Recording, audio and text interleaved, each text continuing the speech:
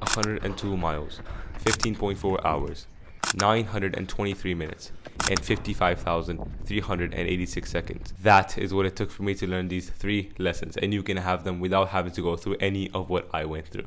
I hope these make you a better Muslim, and I hope these serve you, and let's get into it. Number 1, a life without goals is not a life worth living. This hit me like a slap to the face in this marathon prep.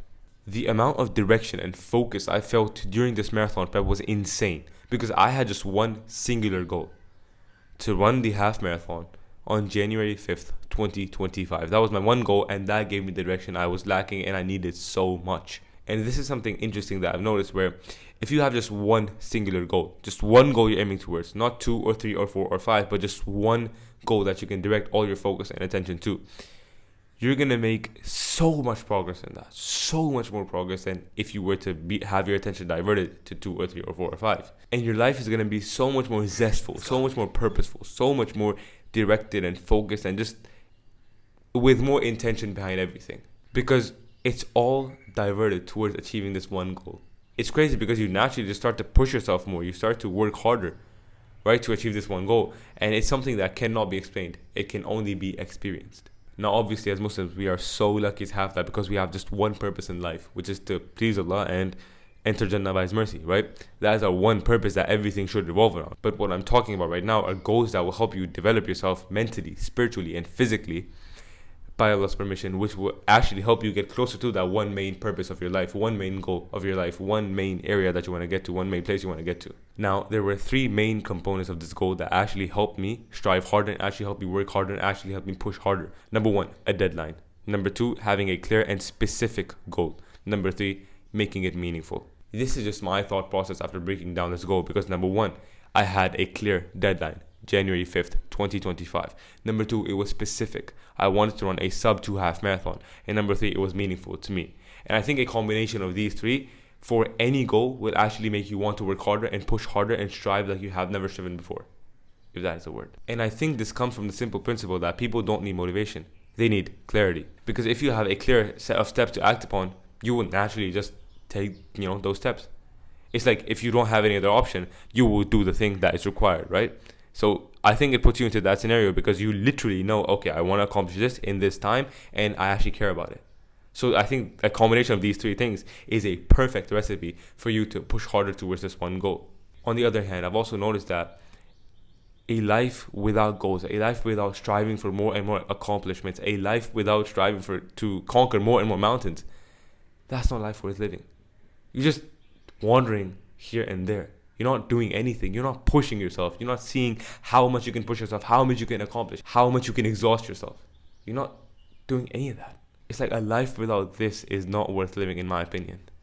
Because if you want zest in your life, if you want that feeling of purposefulness in your life, if you want to channel that aggression, that animal aggression within you towards something beneficial for your dunya and akhirah, goals are not an option.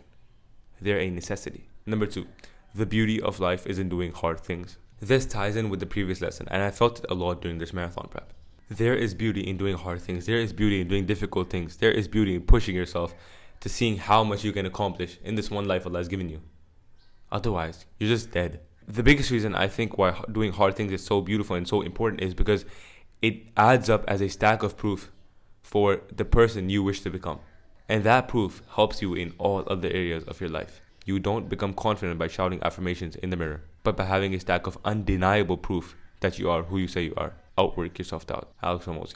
For example, when I ran this half marathon, which I completed, alhamdulillah, I had to push myself more than I ever had before.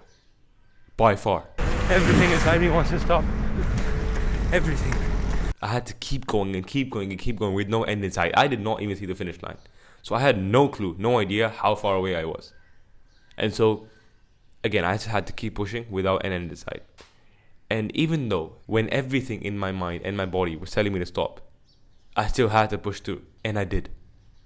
Now I have that stack of proof as someone who can push through difficulty, who can push through when they do not want to push through, right? And that can help me in other areas of life. So when I'm, let's say, in the trenches, building out a product, I'm studying for an extremely difficult test, I'm trying to get one more rep in the gym, and I don't want to. I will want to stop. I will not want to push further. But then I remember that I ran a half marathon. I'll remember the pain I had to push through to get to the finish line.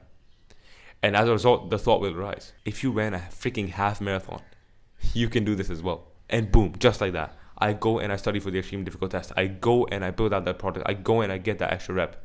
Because I use that evidence in my brain that, man, you ran a half marathon. You ran a freaking half marathon. That was difficult. That was painful. And then I use that evidence to tell myself, man, I can push through. It's just in my mind. And push through. I do. Running a half marathon not only helped me do the things I needed to do, but it also helped me accumulate more proof by doing these things that I am someone who can do difficult things. I am someone who can push through when they don't want to push through. Right now, imagine if over the years I accumulate hundreds and thousands of these proofs that I am a person who can push through difficulty when they don't want to push through. Right? I do thousands, hundreds of things that are extremely difficult, and I push through them when I don't want to. Can you imagine the type of person I'd be? Can you imagine the type of person you'd be if you did that? The way you'd carry yourself, the way you'd think, the way you'd operate. Doesn't that get you excited? Like, think about how insane your pain threshold would be just because you went through that. That, my friend, is the beauty in doing hard things. You see parts of yourself you haven't seen before. You push yourself harder than you ever have before. And the best part is, it's all so much more enjoyable than sitting on your couch, watching Netflix, and eating a bag of crisps. Think about it. The days you come home from work, the days you come home from university, and you don't want to do anything. You feel so tired. You just want to lay in bed and watch Netflix. But you get up, you do your Quran portion, you go to the gym, you sleep early, and you eat well. Those days are infinitely better and infinitely more rewarding, even though they're difficult, right? They're infinitely more rewarding than actually lying down in your bed, scrolling, watching Netflix, and sleeping late. And so, if you resonate with me on that, then understand the beauty of life isn't doing hard things. And just remember, لَقَدْ خَلَقْنَا الْإِنسَانَ فِي كَبَدٍ. We have certainly created man into hardship. Number 3, you can push yourself so much more than you think. I know I've said that each lesson has hit me hard. Well, it's because they actually have. And somehow they all end up linking well to each other. So that's insane. But when you start doing any sort of endurance sport or any sport that requires anything that requires you to push yourself mentally, you realize this instantly. Let's take the example of running. Let's say you have a 10-mile run and you begin. 1 mile passes, you're good. 4 miles pass, you're good. Mile 7 rolls around, and that's when it starts to get hard. That's when your quads hurt. That's when your hamstrings hurt. That's when your calves hurt. Your Achilles hurts. Right? You don't want to go more. You just want to stop. You don't want to push yourself. You don't want to go further. You're like, oh, I can't, bro. I can't. It hurts so much, right? But then you realize you can push yourself so much more than you think. Like, I'm talking so much more. And so with that thought in mind, you realize all you need to do is just go one more. And so you take the next step, and the next step, and the next step, despite the pain that arises, because you understand that, man, I can go so much further. And so from mile 7, you go to 8, then 9, and eventually, before you know it, mile 10 is over. That is what happened to me on so many of my runs. Like, I'm literally talking, like, so many of my runs. I get to mile 3 and be like, oh my God, I feel like I'm gonna die, bro. And then I'm like, nah, you can still push through. Boom, mile 4 arrives. Boom, mile 5 arrives. Boom, mile 6 arrives. I'm like, damn, I just got done with 6.2 miles. That's insane. There were days I got literally 5 hours of sleep, but I still had to go run. All right, today is Sunday. We have 6.2 miles. I didn't sleep much last night. I slept like 5 hours. I slept at 1 and then I woke up at 6. Whatever it is, we'll see. But yeah, let's just go run at this point. So when you realize that you can push yourself so much more than you think, it becomes so much exciting because it hits you that limitations are just perceptions. When you're tired and don't think you can memorize a full page, you push through and realize you just memorized a full page of the Quran. When you're close to failure and don't want to get one more rep, you push through and realize you just got one more rep. When you're fatigued and don't think you can do one more chapter, you push through and you realize you just did one more chapter. Now, I just want to mention 2 things. Number 1, it's all from Allah's permission, right? So ask Him for help, right? Call upon Him.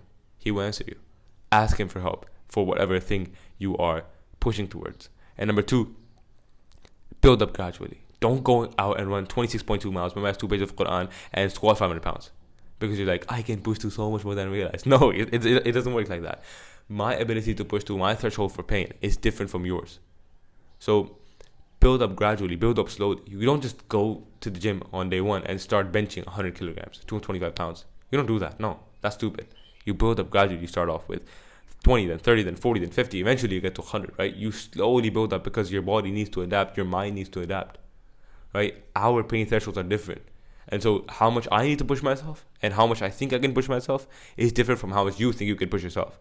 So you need to find that level for you and then work accordingly, build up slowly, build up gradually.